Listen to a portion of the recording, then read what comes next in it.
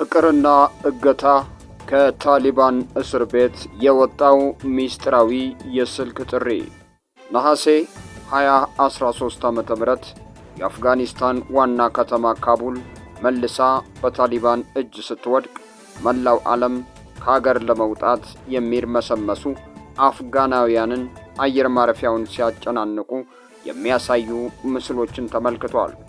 ሰላም ውድ የዱካ ኒውስ ቤተሰቦች የከበረ ሰላምታችን በያላችሁበት ይድረስ እያልን ቻናላችንን ላይክ፣ ሰብስክራይብ እያደረጋችሁ አብራችሁን እንድትዘልቁ በትህትና ጋበዝን።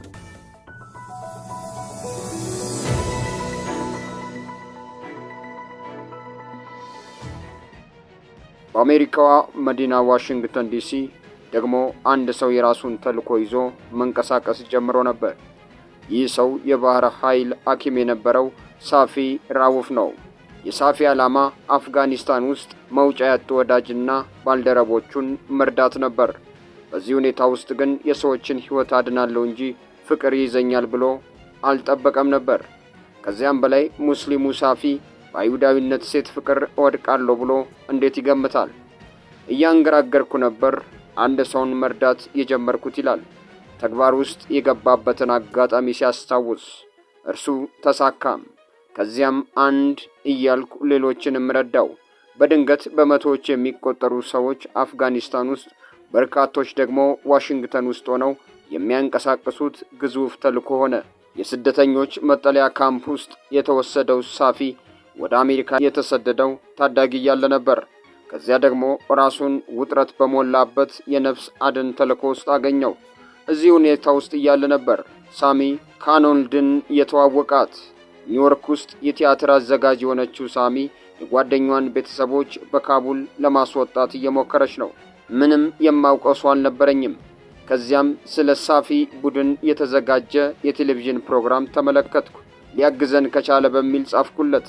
ማድረግ የምችለው የተሻለው ነገር ወደ ዋሽንግተን መጓዝና ከእርሱ ቡድን ጋር በበጎ ፈቃድ ሥራ መሳተፍ እንደሆነ ነገረኝ በማለት ታስታውሳለች።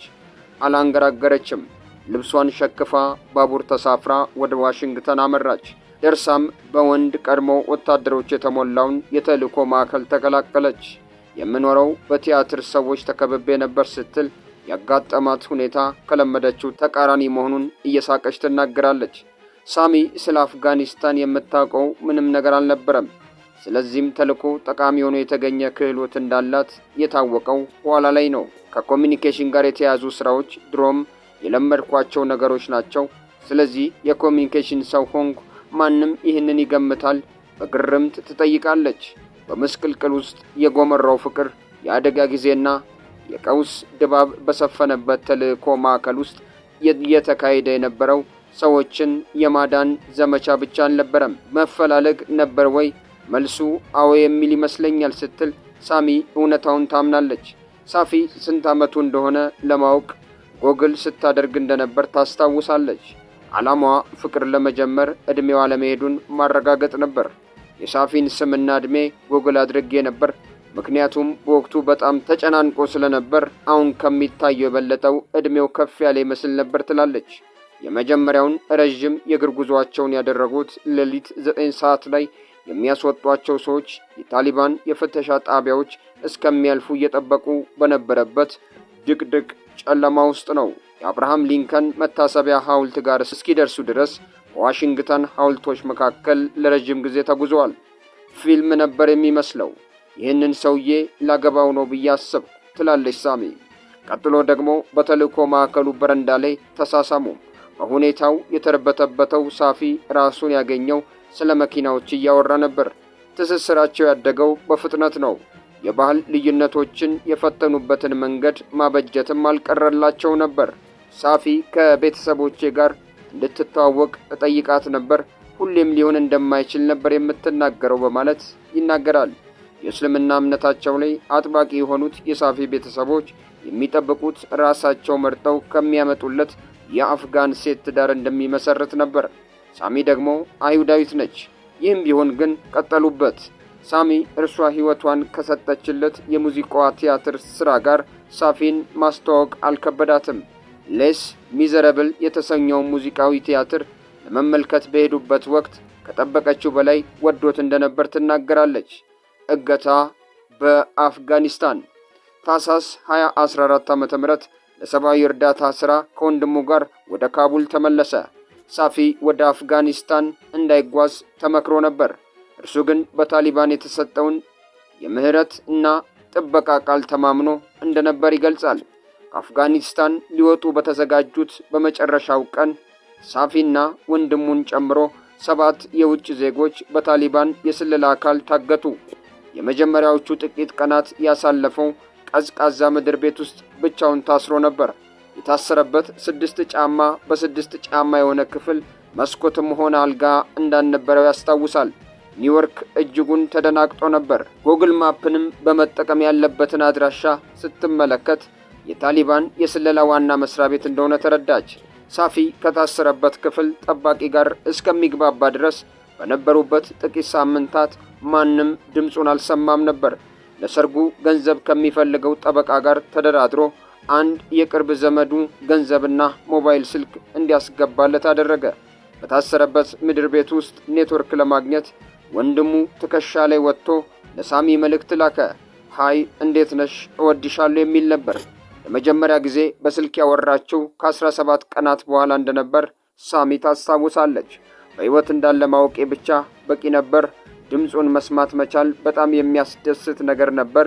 ምን ሊደርስበት እንደሚችል ግን ትንሽ ያስፈራል ትላለች። ሳፊ እስር ቤት ውስጥ ሆኖ ይዘፍን የነበረውን አብረው የተመለከቱትን ሌስ ሚዝረብል ቲያትር ሙዚቃ ነበር። ለመጀመሪያዎቹ 7 ቀናት ፀሐይ አላየውም ነበር። ሁሉም ጊዜን ያሳለፍነው ምድር ቤት ውስጥ ነበር። ሌሎች 7 የውጭ ዜጋ የሆኑ ታጋቶች ነበሩ። እናም ከመካከላቸው አንዱ በጠና ታመመ። የትግል መዝሙር የሆነ የሚለውን የሙዚቃዊ ቲያትሩን ዘፈን ማንጎራጎር የጀመረው የዚህ ጊዜ ነው። ከሳሚ ጋር ስልክ የሚያወራው ጠባቂዎች እንዳይሰሙት ብርድ ልብስ ውስጥ ተሸፍኖ ነበር። 2 እርምጃ አለፍ ብሎ የተቀመጠው ወንድሙም ባለበት የፍቅር ወሬ ማውራት ደግሞ የሚያሳፍር ነገር እንደነበር ያስታውሳል። የቤተሰብ ትውውቅ እነ ሳፊ ለማስለቀቅ ከታሊባን ጋር ይደረግ የነበረው ድርድር እጅጉን ተራዝሞ ነበር። ከ7 ቀናት በኋላ ግን ስምምነት ላይ ተደረሰ። አሜሪካ እርምጃ የማትወስድ ከሆነ ታሊባኖች እንደሚያስገድሉት ዝተው እንደነበር ይናገራል። ታሊባን ላይ ጫና ለማሳደር ሲባል የሳፊ ቤተሰቦችና ሳሚ ድርድሩ ወደሚካሄድበት ኳታር መጓዝ ነበረባቸው። ሳሚ የሳፊን ቤተሰቦች ለመጀመሪያ ጊዜ የተዋወቀችው በዚያ ጊዜ ነበር። መኖሬን እንኳን አያውቁም ነበር። ከዚያ በድንገት አንድ ሕንፃ ውስጥ ለ2 ሳምንት አንድ ላይ ኖርን ትላለች። የሳፊ ቤተሰቦች እንግሊዘኛ አቀላጥፈው ስለማይናገሩ ብዙ ሰዎች እሷ የቤተሰቡ ተወካይ እንደሆነች ያስቡ እንደነበር ትገልጻለች። አጥባቂ ለሆነው የአፍጋን ሙስሊም ቤተሰብ ልጃቸው የደበቃት አይሁዳዊት ፍቅረኛ እንዳለችው ማወቅ አስደንጋጭ ነበር።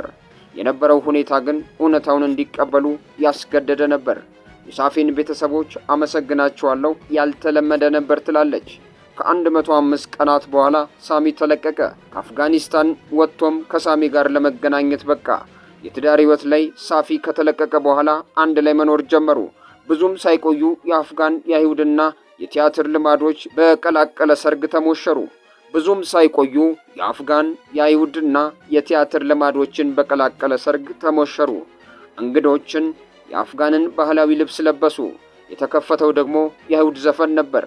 ሳፊ ከጓደኞቹ ጋር የዳንስ ትርኢት አሳይቷል። ሳፊ እስር ላይ በነበረበት ወቅት ሳሚ ስትጽፍ የነበረው ማስታወሻም ሰርጉ ላይ ተነቧል። 32ኛው ቀን ላይ የጻፈችው እንዲህ የሚል ነበር። የሆነ ቦታ በረንዳ ላይ ካንተ አጠገብ ቁጭ ብዬ ይህንን ማስታወሻ መልሼ የማነብበት ቀንን እናፍቃለሁ። እባክህ ተመለስ። በሰርጋቸው ዕለት ያሰሩት ቀለበትም ባለታሪክ ነው።